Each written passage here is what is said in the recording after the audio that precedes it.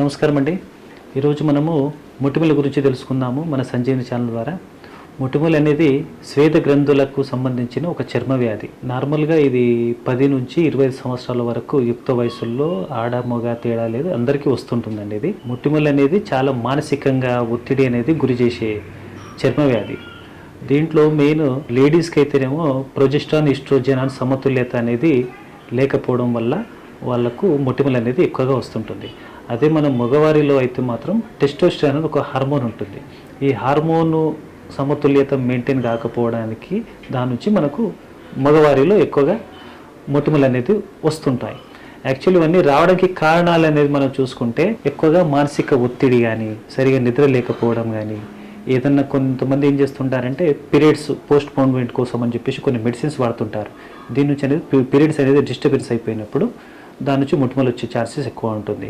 కొంతమందికి ఆహారపు అలవాట్లో ఎక్కువగా జంక్ ఫుడ్స్ ఒకటి ఉంటుంది, ఆయిల్ ఫుడ్స్ ఎక్కువగా తింటుంటారు, ప్లస్ పెరుగు ఎక్కువ తింటుంటారు. కాన్స్టిపేషన్ అనేది అంటే మలబద్ధకం, హార్డ్లీ ఎక్కువగా ఈజీలీ డైజెస్టివ్ ఫుడ్ తీసుకోకుండా నాన్ వెజ్ కానీ హెవీ ఫుడ్స్ తీసుకోవడం వల్ల కాన్స్టిపేషన్ అనేది ఏర్పడుతుంది. కాన్స్టిపేషన్ నుంచి మనకు ఈ రక్తంలో ఈ మలినాలు అనేది మిక్స్ అయిపోయి మళ్ళీ ఈ విధంగా మొటిమలు వచ్చే ఛాన్సెస్ అనేది ఎక్కువ ఉంది. స్కిన్ డిసీజ్ అది మొటిమలు కూడా ఒక కారణం అనమాట. అది మనం ఇప్పుడు మొటిమలు గురించి మనము చెప్పుకుంటున్నాము, దాంట్లో మనము ట్రీట్మెంట్ భాగం మాట్లాడుకుందాం. చాలామంది ఏం చేస్తుంటారంటే మొటిమలు వచ్చినాయని చెప్పేసి ఇమ్మీడియట్ స్కిన్ స్పెషలిస్ట్ దగ్గరికి వెళ్తుంటారు. Actually what is the problem, అది కారణం ఏంటనేది తెలుసుకోకుండా హడావిడి చేస్తుంటారు. దాని నుంచి మనకు సరైన ఫలితాలు రాకపోవచ్చు. కాబట్టి నేనేమంటున్నానంటే సరైన ఆయుర్వేద వైద్యులు అనుభవం ఉన్న డాక్టర్స్ని సంప్రదించి దాటి కారణాలు ఏందని తెలుసుకొని దాన్ని బట్టి ట్రీట్మెంట్ తీసుకుంటే మనకు మంచి రిజల్ట్స్ అనేది వస్తుంటుంది. ఇప్పుడు నేను కొన్ని చిట్కా వైద్యాలు చెప్తాను నేను. మన బురగ చెట్టు అనేది ఒకటి ఉంటుందండి. దాని చెట్టు యొక్క ముళ్ళు ఉంటాయి, వాటిని మనము జాగ్రత్తగా సేకరించి ఎండలో ఆరబెట్టాలన్నమాట. ఆరబెట్టిన తర్వాత దాన్ని పౌడర్ చేయాలి. ఆ పౌడర్ని మనము అవసరం ఉన్నంత తీసుకొని ఒక 2 to 3 grams తీసుకొని మనం ముల్తాని మిట్టిలో కలుపుకోవాలి. మిక్స్ చేసి మనం రోజ్ వాటర్, అంటే మనం ఇప్పుడు ఎక్కువగా స్వెట్టింగ్ ఉన్న వాళ్ళు, డ్రై స్కిన్ ఉన్న వాళ్ళకు డిఫరెంట్గా ఉంటుంది. రోజ్ వాటర్ కొంతమందికి వాటర్ అనేది మిక్స్ చేసి నైట్ పెట్టుకోవాలన్నమాట. నైట్ ముఖం మొత్తం రాసుకొని ఒక 2 to 3 hours తర్వాత మళ్ళీ కడగాలన్నమాట.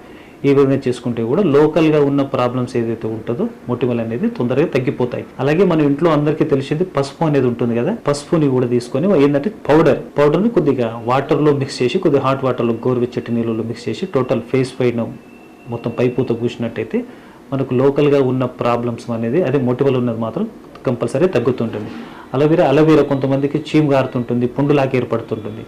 అటువంటప్పుడు మనము అలోవెరాది గుజ్జు ఉంటుంది, అలోవెరా గుజ్జు తీసి మనం జస్ట్ ఎక్స్టర్నల్ అప్లికేషన్ చేసుకున్నా కానీ కొంత ఉపశమనం అనేది వస్తుంటుంది. ఆయుర్వేదంలో మొటిమలకు ట్రీట్మెంట్ అనేది 2 రకాలుగా ఉంటుందండి. ఒకటి ఎక్స్టర్నల్ అనేది, ఒకటి ఇంటర్నల్ అంటే. ఎక్స్టర్నల్ అనేది పైపూత మాత్రం, అంటే ఇప్పుడు ఎక్స్టర్నల్ అప్లికేషన్స్ కొన్ని కుంకుమ తైలాలను ఉంటాయి, కొన్ని ఇప్పుడు పసుపు, ఇప్పుడు ఇంతకుముందు చెప్పుకున్నట్టు పసుపు అనేది ఉంటుంది external applications. What is the cause అనేది ఫస్ట్ రోగ నిర్ధారణ చేసుకున్నప్పుడైతే మనకు కరెక్ట్ ట్రీట్మెంట్ ఏది అనేది కరెక్ట్ తెలుస్తుందండి. అదే ఇంటర్నల్గా అయితే మాత్రం శమన ఔషధి అనేది 2 types ఉంటుంది. శమన ఔషధి మరి శోధన ఔషధి అనేది ఉంటుంది అన్నమాట ఆయుర్వేదిక్లో. శమన ఔషధి అంటే ఓన్లీ మందుల ద్వారా తగ్గించడము, అదే శోధన ఔషధి అంటే పంచకర్మ ఉంటుంది. కొంతమందికి క్రానిక్గా ఎక్కడ చూయించుకున్నా తగ్గని మొటిమలు ఉన్నప్పుడు వాళ్ళ బాడీని అనేది శుద్ధి చేయాల్సి వస్తుంది. దానికి తగ్గట్టు వమనమా విరేచనం అనేది మనం పేషెంట్ చూసిన తర్వాత డిసైడ్ చేసి ఏది చేసుకుంటే బాగుంటుంది అనేది చూసి మనం ట్రీట్మెంట్ చేయాల్సి వస్తుందండి. దాని ద్వారా ఏంటంటే బాడీ అనేది ప్యూరిఫికేషన్ అవుతుంది. ప్యూరిఫికేషన్ అయినప్పుడు మళ్ళీ లైఫ్ స్టైల్ చేంజ్ చేసుకుంటూ, ఆహారపు అలవాట్లు చేంజ్ చేసుకుంటూ, స్ట్రెస్ తగ్గించుకుంటూ, సరి అయిన అవగాహన పెంచుకొని కరెక్ట్ ఉంటే మనకు తొందరగా తగ్గిపోతుంటుంది.